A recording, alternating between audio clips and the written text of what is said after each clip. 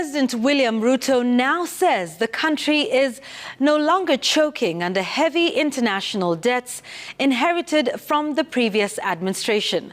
Speaking during the second day of the cabinet retreat in Naivasha, the head of state said that the economy has since stabilised, with his Treasury Cabinet Secretary Prof Njuguna Ndung'u noting that the country is now heading towards a double-digit economic growth. Here is Stephen Latour from Naivasha.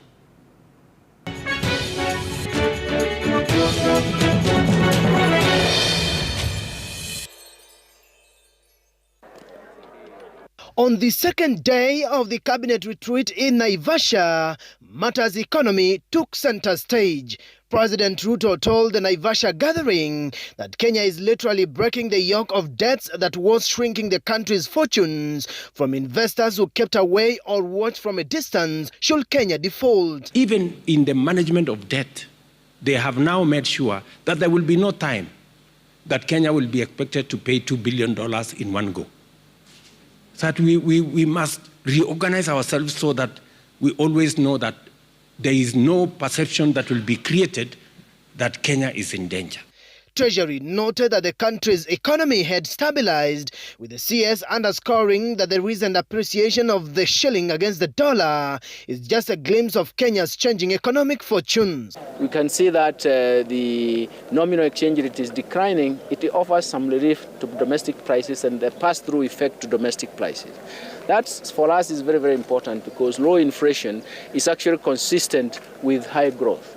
And then that is also going to show exactly what is likely to happen with interest rates.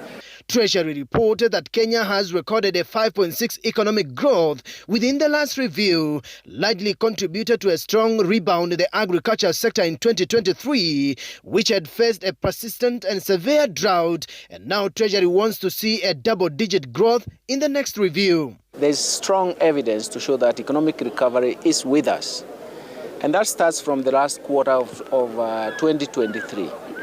And I did actually try to mention in area meetings that we have a growth of 5.6% in that quarter. Katika quarter ya mwisho ya mwaka uliopita, uchumi yetu ikapanuka kwa 5.6%.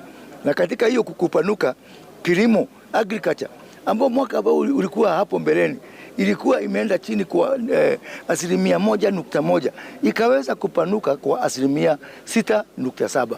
Hiyo yote haiwezi kufanyika kwa bahati, ni kwa sababu ya ile mikakati ambao sisi tuliweza kuweka.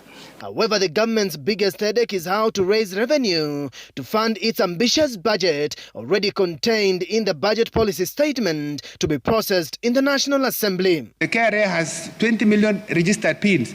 There are only 8.5 that are active, and even those 8.5 are not paying taxes.